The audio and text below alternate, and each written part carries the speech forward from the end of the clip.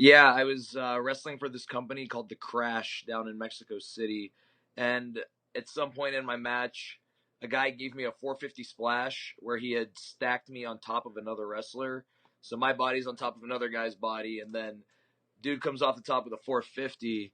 Uh, it completely knocked the wind out of me. Like, I thought maybe I broke a rib, but instantly I knew something was wrong. Something didn't feel right inside my body.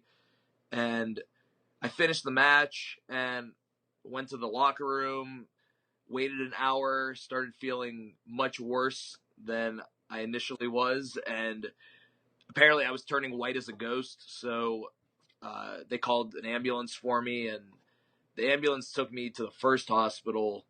And I get to the first hospital, and they put like an IV in me for pain medicine, another IV for anti-nausea. And after a few minutes, I actually felt okay. So that hospital didn't run any tests. They just said, "Oh, you're okay. Get out of here." So they released me from the first hospital, and then I take like a 30-minute ride back to my hotel, and it's like a bumpy ride, and I start feeling weird on the inside again. And when I get to my hotel, there's a bathroom in the lobby. I go into the bathroom. I'll be blunt. I shit pure blood, and we know that's not normal. So I'm thinking to myself at that point, wow, I really shouldn't have left that hospital. So as I'm going to walk out of the bathroom, I grab the handle of the door and I just faint, just collapse right there. And I don't know how much time passed, but eventually I came to on the bathroom floor. So between shitting blood and fainting, like, we need to go to a hospital right now. So the hotel staff, they find me in the lobby. I crawl out of the bathroom. They find me and they like pick me up like violently. Like, I think they thought I was drunk. Like, I seriously do, because there's no other way to explain my behavior. So I'm trying to tell them in my broken Spanish, like, ambulance, hospital, like, whatever. And dude, the hospital was 1 mile from the hotel, and somehow I was waiting like 45 minutes for an ambulance. I ruptured my colon, but the rupture of the colon had caused me to bleed internally. So that was like the bigger problem. And the internal bleeding was starting to spread to like other organs. So, not to sound dramatic, it really was like a life and death situation. Like, the internal bleeding could have spread like into like my lungs or something, and I could have died very easily. The way the doctor explained it to me was, and this was after bleeding internally all night as they ran tests and whatnot.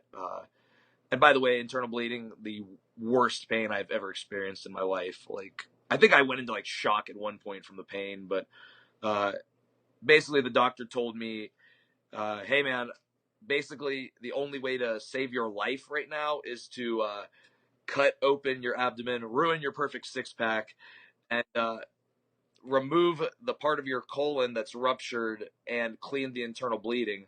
And he told me 80% chance we can do that. 20% chance that we can't do that, and you will either die tonight, or if you live, you will have a colostomy bag for the rest of your life. So I know 80% still pretty good odds, but as they're about to put you under and that's what you hear, you're like, well, okay, so there's a chance I might not wake up right now, or if I do, I'll wake up with a shit bag on my stomach and I will never wrestle again, never live a normal life, and probably never get a girlfriend again either. So, yeah, it was pretty scary. Yeah, 80. I was going to say 80% sounds good until those are the stakes, and then it doesn't sound so good. Yeah. That's terrifying. Yeah, it was bad, man, but I'm back wrestling. I'm back at Impact Wrestling every Thursday night. I'm alive. I'm well, other than a gnarly scar. Look at that. Hey, wow. Yeah. The tattoo kind of covers it, but it goes like all the way from here to like up there.